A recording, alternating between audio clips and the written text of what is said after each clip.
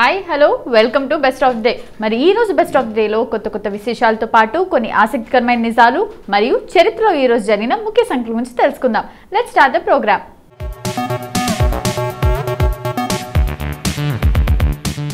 ప్రపంచవ్యాప్తంగా అక్టోబర్ 30న ప్రపంచ పొదుపు దినోత్సవాన్ని నిర్వహిస్తారు. పొదుపు అవసరాన్ని చాటి చెప్పేందుకు ప్రజల్లో సేవింగ్స్ను ప్రోత్సహించడానికి ఈ రోజున విస్తృత స్థాయిలో అవగాహన కార్యక్రమాలు నిర్వహిస్తుంటారు. గతంతో పోలిస్తే ప్రస్తుతం సేవింగ్స్ పై ప్రజల్లో అవగాహన పెరిగిందని చెప్పవచ్చు. డబ్బు ఆదా చేయటం తల్లిదండ్రులు కుటుంబ సభ్యుల నుంచి నేర్చుకుంటారు.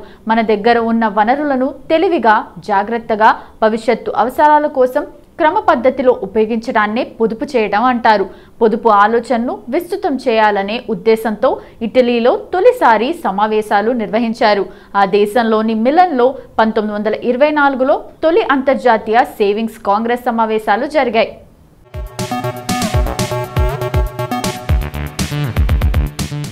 డబ్బు ఆదా చేయాలనే ఆలోచనను ప్రోత్సహించడానికి ప్రపంచవ్యాప్తంగా పొదుపు దినోత్సవాన్ని నిర్వహించుకోవాలని అప్పుడే నిర్ణయించారు. మారుతున్న పరిణామాలను గుర్తిస్తూ అందుబాటులో ఉన్న వనరులను అవసరాల కోసం క్రమ పద్ధతిలో వాడుకోవాలనే ఉద్దేశంతో చేసిన ఈ ప్రకటనకు మంచి స్పందన వచ్చింది. ఆ తర్వాత తొలి ప్రపంచ పొదుపు దినోత్సవాన్ని 1925లో నిర్వహించారు. అయితే అంతకు ముందే 1921లోనే స్పెయిన్, అమెరికా వంటి దేశాల్లో జాతీయ స్థాయిలో సేవింగ్స్ డేని నిర్వహించారు. రెండవ ప్రపంచ యుద్ధం తర్వాత దీనికి మరింత ప్రాచుర్యం లభించింది. చాలా దేశాల్లో సేవింగ్స్ డేను నిర్వహించుకోవటం ఒక సాంప్రదాయంగా మారింది. పొదుపు ప్రాముఖ్యతను గుర్తించాలి. మారుతున్న పరిస్థితులు, విజృంభిస్తోన్న మహమ్మారుల, దేశాల మధ్య భౌగోళిక రాజకీయాల పరిస్థితుల నేపథ్యంలో వరల్డ్ సేవింగ్స్ డే ఆలోచన, ఉద్దేశాలను ప్రజలు గుర్తించాలి.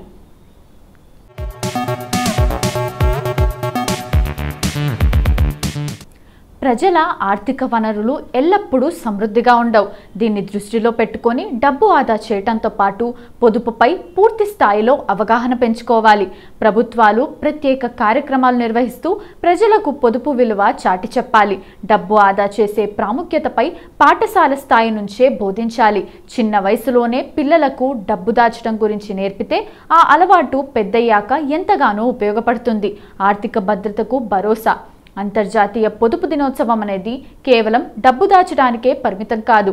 దేశ ఆర్థిక భద్రతను బలోపేతం చేయడానికి అవసరమైన చర్యలపై ఈ రోజు ప్రత్యేకంగా దృష్టి పెడతారు. ప్రజలు డబ్బులు ఖర్చు చేయడంపై మరింత జాగ్రత్త వహించాలని, సరైన మార్గంలో పొదుపు చేయాలని బ్యాంకులు సైతం అవగాహన కల్పిస్తాయి.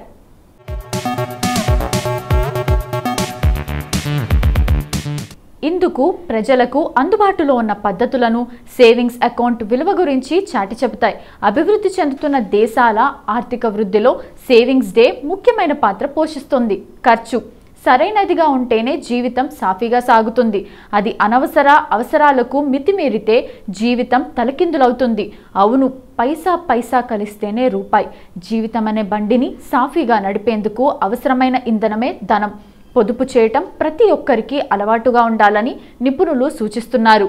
ఆదాయానికి మించి ఖర్చు చేయకుండా రేపటి ఆనందమయ జీవితం, భవిష్యత్తు అవసరాల దృష్ట్యా పక్కన పెట్టే చిన్న మొత్తాలే పొదుపు అని చెప్తున్నారు.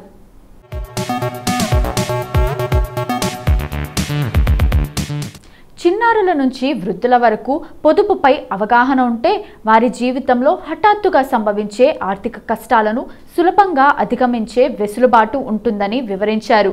డిజిటల్ యుగంలో క్లిక్ మనిపించే లావాదేవీలపై మరింత అప్రమత్తత అవసరమని చెబుతున్నారు. ప్రపంచ పొదుపు దినోత్సవం సందర్భంగా నిపుణుల సూచనలు. పిల్లల ఖర్చులపై కన్నేసి ఉండాలి. ఒకప్పుడు పిల్లలకు 100 రూపాయలు ఇస్తే మురిసిపోయేవాళ్ళు. ఇప్పుడు అలాంటి పరిస్థితి లేదు. 1,00,000 రూపాయలు ఇచ్చినా వారి ముఖంలో సంతోషాన్ని చూడలేం. ఎందుకంటే వారికి సంపాదనపై అవగాహన లేకపోవడమే. డాడీ డబ్బులు ఇస్తాడు కదా అనే ఆలోచన. దాని వెనుక ఉన్న కష్టాన్ని తెలియనివ్వడం లేదు.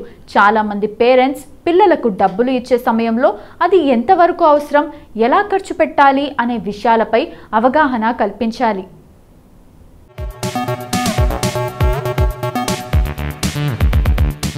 డబ్బుపై చిన్నప్పటి నుంచే పిల్లలకు అవగాహన కల్పిస్తే వారికి శ్రేయస్కరం. పొదుపుతోనే భవితకు భరోసా. పొదుపు తెలిసిన గృహిణి కాపురం చక్కని సంసారం. ఇంటి అవసరాలకు అనుగుణంగా బడ్జెట్ మార్చుకోవాలి. ఆదాయాన్ని బట్టి బడ్జెట్ ఉండాలి. మొదట్లో కొంత కష్టం అనిపించినా అది మంచి ఫలితాలనిస్తుంది. నెలకు వచ్చే సంపాదన ఎంత, అందులో ఖర్చులు పోను ఎంత మిగులుతుంది, ఇంకెంత మిగుల్చుకునే వీలుంది తదితర విషయాలను పరిశీలించి పొదుపును ఎక్కువగా చేయాలి. అప్పుడే ఎలాంటి కష్టాలు వచ్చినా దాటేయగలం. పొదుపు పాటించకపోతే ఎంత సంపాదించినా వృధానే. నిత్యావసరాల నుంచి ఇంధన ధరల వరకు ప్రతి వస్తువుపై ధర పెరిగింది. ఇలాంటి పరిస్థితుల్లో పొదుపు చేయటం సామాన్యులకు ఇబ్బందిగానే ఉంది. ఇప్పటి వరకు అంతర్జాతీయ పొదుపు దినోత్సవం గురించి మనకు తెలియని కొన్ని ఆసక్తికరమైన నిజాలు తెలుసుకున్నాం కదా. మరి అక్టోబర్ 30వ తేదీన ఒక్కసారి చరిత్రలోకి వెళ్ళి చూస్తే ఎంతో మంది ప్రముఖుల జన్మాలు జరిగాయి. మరి ఒక్కసారి చరిత్ర పుటల్లోకి వెళ్ళి నేడు జన్మించిన ప్రముఖులు ఎవరో తెలుసుకుందాం రండి.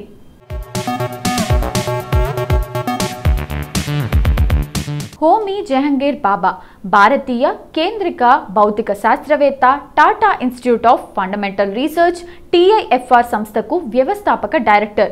ఆ సంస్థలో భౌతిక శాస్త్ర అధ్యాపకునిగా పనిచేశాడు. ఆయన అటామిక్ ఎనర్జీ ఎస్టాబ్లిష్మెంట్ ట్రాంబేకు కూడా వ్యవస్థాపక డైరెక్టర్. అతని గౌరవార్థం ఆ సంస్థకు బాబా అటామిక్ రీసెర్చ్ సెంటర్ అని పేరు పెట్టారు. భారత అణ్వాయుధాల అభివృద్ధి కార్యక్రమానికి ఈ రెండు సంస్థలు మూల స్తంభాలుగా నిలిచాయి. ఈ కార్యక్రమాన్ని కూడా బాబా డైరెక్టర్గా పర్యవేక్షించాడు. ఆయనను భారత అణు కార్యక్రమానికి పితామహుడు అని పిలుస్తారు. ఆయన 1942లో ఆడమ్స్ ప్రైజ్, 1954లో పద్మభూషణ్ పురస్కారం అందుకున్నాడు. 1951, 1953, 1956లలో ఆయన భౌతిక శాస్త్రంలో నోబెల్ బహుమతికి నామినేట్ అయ్యాడు. హోమీ జహంగీర్ బాబా సంపన్న పార్సీ కుటుంబంలో 1909 అక్టోబర్ 30న జన్మించాడు.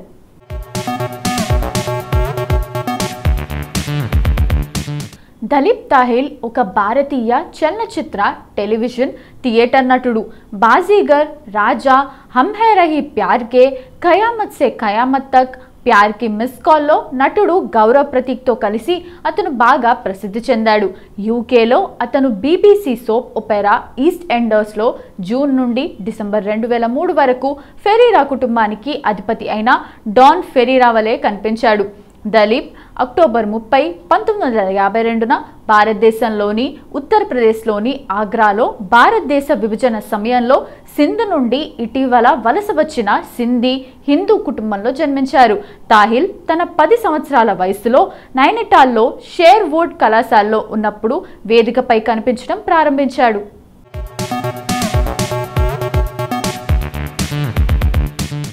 విక్రమ్ గోఖలే భారతదేశానికి చెందిన రంగస్థల, టెలివిజన్, సినీ నటుడు.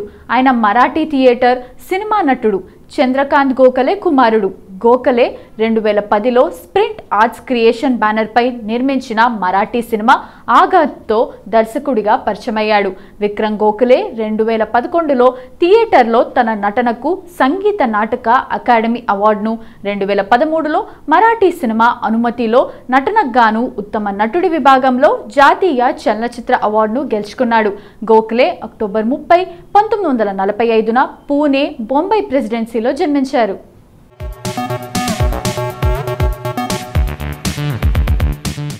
కేవి ఆనంద్ తమిళనాడుకు చెందిన జర్నలిస్ట్, సినిమాటోగ్రఫర్, దర్శకుడు, నటుడు. ఆయన జర్నలిస్ట్గా కెరీర్ను ప్రారంభించి పలు సినిమాలకు ఫోటోగ్రఫర్గా పనిచేశాడు. ఆనంద్ 1994లో సినిమాటోగ్రఫర్గా చేసిన తొలి చిత్రం తెన్ మావిన్ కొంబత్ సినిమాకు జాతీయ అవార్డు అందుకున్నాడు. ఆయన 2005లో కనాకండెన్ సినిమాతో దర్శకుడిగా మారాడు. ఆనంద్ 1966 అక్టోబర్ 30న చెన్నైలో కరివానాల్ మునుస్వామి వెంకటేశన్, అనసూయ దంపతులకు జన్మించాడు. కేవి ఆనంద్ ఫ్రీలాన్స్ ఫోటో జర్నలిస్ట్గా కెరీర్ ప్రారంభించి కల్కి, ఇండియా టుడే లాంటి పలు పత్రికల్లో పనిచేశాడు. కేవి ఆనంద్ తమిళ సినిమాటోగ్రఫర్ PC శ్రీరామ్ దగ్గర అసిస్టెంట్గా చేరాడు. 1994లో తొలిసారిగా మలయాళ సినిమా తెన్మావిన్ కొంబత్కు సినిమాటోగ్రఫర్గా పనిచేసి తొలి సినిమాతోనే జాతీయ పురస్కారం అందుకున్నాడు.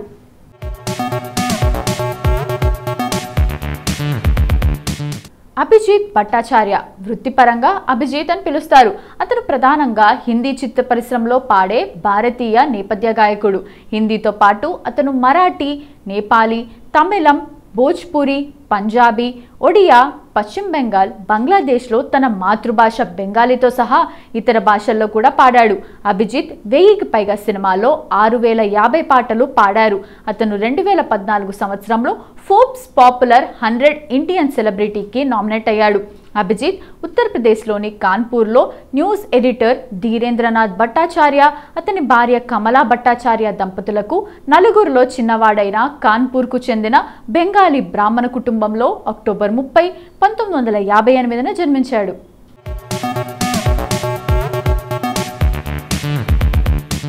సో ఇదండి ఇవాల్టి బెస్ట్ ఆఫ్ ది ఎపిసోడ్. ఈ ఎపిసోడ్ అనేది ఈ రోజుకి సంబంధించిన కొన్ని ఆసక్తికరమైన విశేషాలు తెలుసుకోవడానికి ఉపయోగపడిందని అనుకుంటూ మళ్ళీ రేపటి ఎపిసోడ్లో కలుద్దాం. Bye bye.